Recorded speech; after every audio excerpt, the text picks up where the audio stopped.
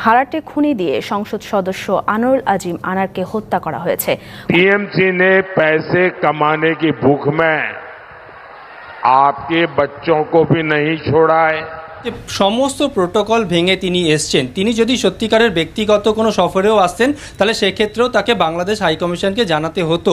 ভারতের চিকিৎসাই যেন তার জীবনের শেষ চিকিৎসা হয়ে গেল ভারতে গিয়ে এমপি হার আনারের। এমনই কিছু চাঞ্চল্যকর তথ্য উঠে এসেছে। এবার এটাকে পরিকল্পনা হত্যা করা হয়েছে বা স্বাভাবিক হত্যা করা হয়েছে কোনোভাবেই মানতে পারছে না। অন্যদিকে এবার মোদি যে চাঞ্চল্যকর তথ্য দিয়েছে তাতে কিছুটা বিভ্রান্তি বা কিছুটা প্যাচের মধ্যে পড়ে যাচ্ছে বর্তমান প্রধানমন্ত্রী নরেন্দ্র মোদি যে চাঞ্চল্যকর তথ্যগুলো দিয়েছে আপনাদেরকে দেখাবো সেই ভিডিওগুলো। অন্যদিকে বাংলাদেশের যে সরকার হিমশিম খাচ্ছে তা নিয়েও রয়েছে গভীর ভাবনা। জানতে হলে নাটেনের সম্পূর্ণ ভিডিওটি দেখতে থাকেন এবং আমাদের চ্যানেলটিকে নতুন দর্শক হয়ে থাকলে অবশ্যই সাবস্ক্রাইব করে আমাদের সঙ্গেই থাকবেন। নিউ টাউনের একটি অভিজাত আবাসনে খুন হলেন বাংলাদেশের এমপি দোর্দণ্ড প্রতাপ এমপি আনোয়ার উল আজিম। আর এই ঘটনায় শোরগোল, বাংলাদেশে গ্রেফতার ৩ আর এই ঘটনার তদন্তে সিআইডি।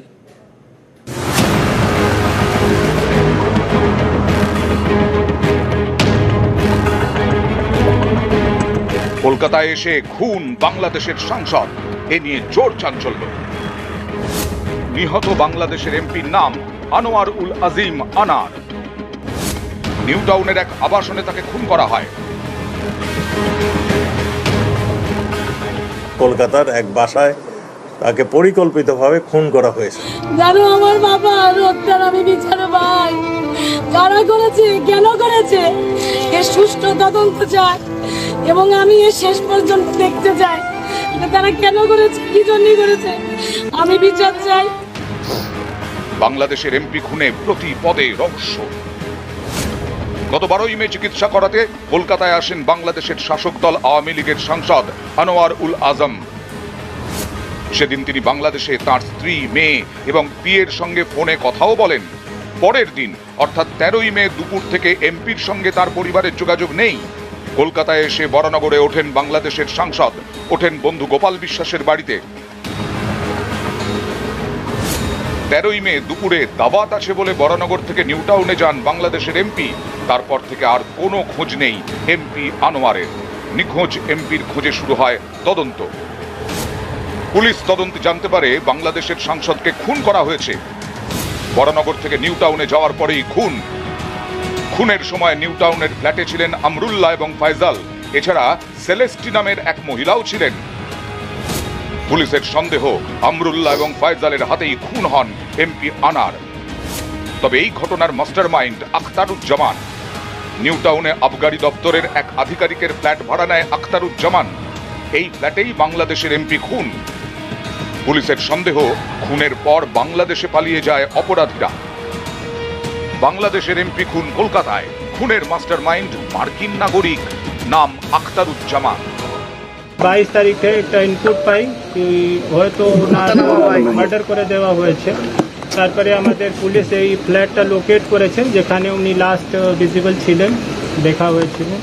আর তারপরে থেকে কেস আমরা রেজিস্টার করছি আর কেসের তদন্ত সিআইডি নিচ্ছে। কাকে দিয়েছিলেন, কাকে ভাড়া দিয়েছিলেন? আখতারুজ্জামান। উনি কি ভাড়া নিয়েছিলেন এখানে? ইন্ডিয়ান? উনি কি ইন্ডিয়ান আখতারুজ্জামান? উনি এই ঘটনায় বাংলাদেশ থেকে 3 অভিযুক্তকে গ্রেফতার করা হয়েছে।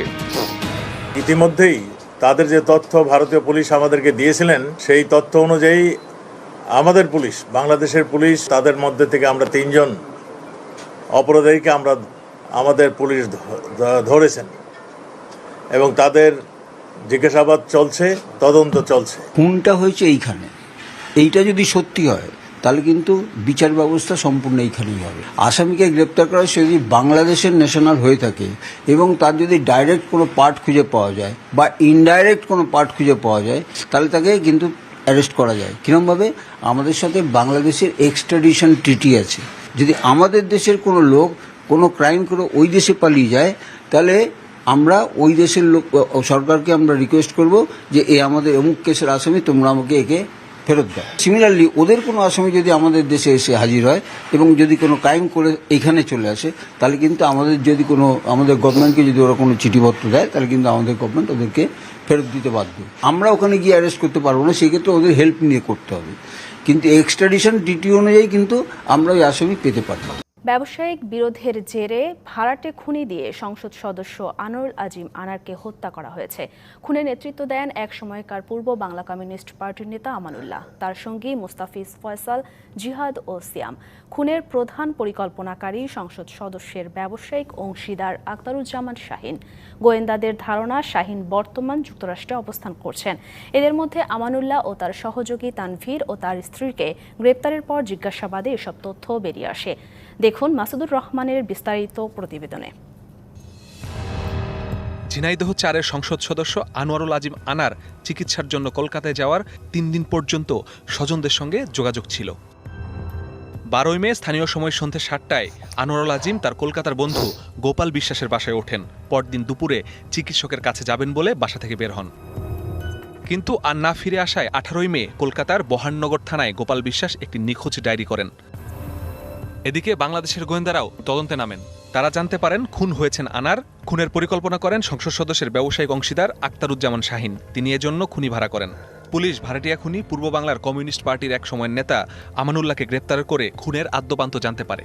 তারা কলকাতা পুলিশকেও সব অবহিত করে। তাকে পরিকল্পিতভাবে খুন করা হয়েছে। ভারতের কেউ এখানে জড়িত হন নাই। যারা হত্যা করেছেন এখন পর্যন্ত আমাদের কাছে যা ইনফরমেশন, আমাদের দেশের মানুষই এর সঙ্গে জড়িত। 30 এপ্রিল শাহিন তার বান্ধবী ও আমানুল্লাহকে নিয়ে কলকাতায় যান। শাহিন যুক্তরাষ্ট্রেরও নাগরিক। সেই পরিচয়ে নিউ টাউনে ভাড়া করেন একটি ফ্ল্যাট।